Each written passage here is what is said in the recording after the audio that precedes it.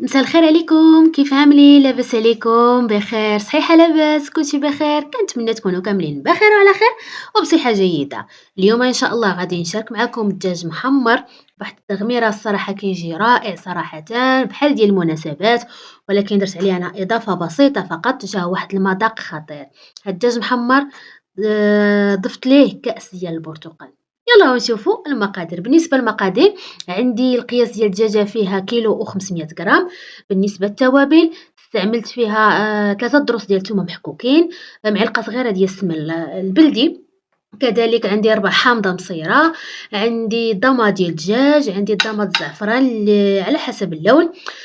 كذلك التوابل، بالنسبة للتوابل عندي معلقة صغيورة ديال الخرقوم البلدي، راس معلقة صغيرة د السكنجبير، عفوا الأبزار، معلقة صغيرة ديال السكنجبير، كذلك غادي نضيف ليها ملعقة كبيرة ديال التوابل الخاصة بالدجاج، كذلك غنضيف الضمة ديال الدجاج، وغادي نضيف كذلك الزعفران الحر، هكا بعض الوريقات ديال الزعفران الحر.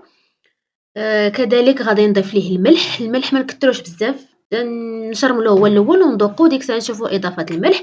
كذلك غنضيف ليه الضمة ديال الزعفران على حسب اللون. غادي نضيف 2 معالق كبار ديال القزبر ومعدنوس هكا مفرومين مزيان. أنا كيكون عندي خليط إن شاء الله راه غنشارك معكم لا فيديو ديالو، وكذلك 3 ضروسة ديال الثومة كيكونوا محكوكين كما كتلاحظوا. كذلك عندي راس معلقة صغيورة ديال قعقلة وبسيبسة. هاد الحشوة كاملة ما غاديش نضيف ليها الماء، عوض الماء ضفت ليها عصير ديال البرتقال، يعني كاس صغيور ديال عصير ديال البرتقال. بالنسبة للعبار ديال العنبة، يعني تقريبا نص كاس العنبة ديال العصير ديال البرتقال. كنميلونجي هاد المكونات كاملين مع بعضياتهم حتى كينسجم ليا الخليط والعطرية كاملة. ديك الساعة كناخد الدجاجة من بعد ما كنقيها وكنغسلها مزيان الحامض هكا وسكنجبير وهذا والملحة، وكذلك كنخليها حتى كتقطر ليا صافي، وغادي ندير ليها هاد الحشوة كاملة نشربها ليها مزيان من الداخل في جهة الفخيدات. المهم الطريقة المعتادة باش كنديرو الدجاج محمر، وكنحاول جهة الصدر نتكي بجوج أصابع هكا بجهة الصدر، نديرو حفيرات باش ندير ديك التشرمولات تدخل ليا لداخل ديال الصدر. بعد ما كنتأكد أنها تشرملات ليا كاملة صافي كنجمع دوك الرجيلات، أنا كندير ليهم كروازيهم، كندير وحدة من التحت وحدة من الفوق باش بلا ما نستعمل أي زعما الخيط اللي خاص هكا ديال الدجاج، كندير أنا بهاد الطريقة وما كتحلش ليا، وكنخليها تتشرب ليا مزيان واحد الساعة ولا ساعتين. في هاد المرحلة خديت الكبدة ديال الدجاج درت ليها نصف حامضة يعني عادية، يعني واحد الدوارة ديال الحامضة عادية، واحد الريس ديال الثومة، وواحد ورقة ديال سيدنا موسى، وخليتها كتسلق ليا. من بعد ما خليت الدجاجة واحد ساعة المكانة هكا تشرب ليا، كناخد لي كيردون وكنتكيهم بجهة الأجنحة ديالها مزيان مع جهة هكا جهة الصدر ديالها، وغادي نديرها طيب ليا في طنجرة. كناخدو الطنجرة درت فيها 2 بصلات كبار مشلضين، غندير فيهم هاد الدجاج، وكذلك غادي ندير ديك الماغيناد كاملة وبيان التشرمولة كاملة غادي نديرها، وغادي ندير ليها شوية ديال الزيت، ولكن الزيت غنديرها في الجوانب فقط، وغنخليها على نار حتى تشحر ليا مزيان. من بعد في نفس الإناء كناخد 2 بصلات أخرين كبارات كنشلضهم كما كتلاحظوا.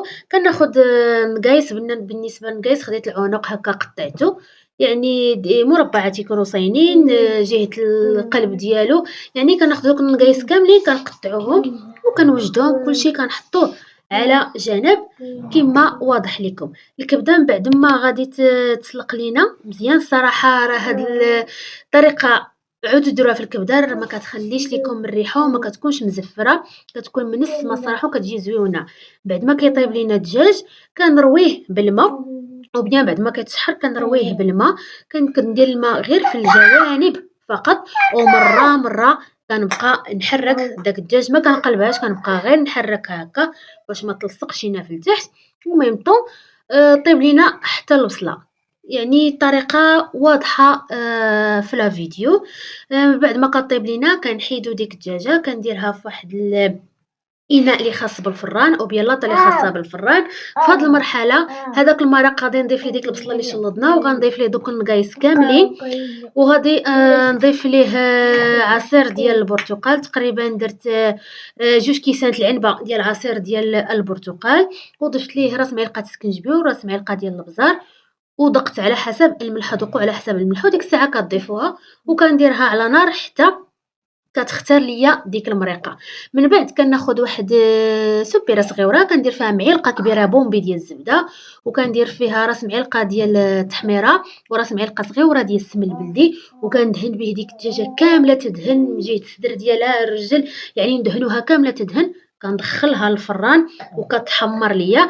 هاد علاش كندير التحميرة، التحميرة كتعطيها واحد اللوين كيجي زويون صراحةً. من بعد ما كيطيب لينا الدجاج وكتعقد لينا المريقة، كنحط الصحن ديال التقديم، كندير المرق هو الأول كما لاحظتوا، وكندير ديك الدجاجة في الوسط كما واضح لكم في الفيديو، وكنحاول نسقيها من الفوق ديالها بديك بشوية ديك المريقة باش كتشرب ليا ديك المريقة كيجي زويون صراحة. وزينتها أنا بالأناناس معسل، خديت 2 قطع ديال الأناناس معسلين، عسلتهم هكا فواحد معلقة ديال السكر مع معلقة صغيرة د الزبدة وطريقة ديال القرفة وشوية سكنجبير، وخليتهم حتى تشرب ليا ديك التعسيلة. وزينتو كذلك هادو الحب الملوك المعسلين حتى هما. صراحة تزيين بسيط في متناول الجميع، يمكن لكم تزينوه بأي طريقة بغيتو.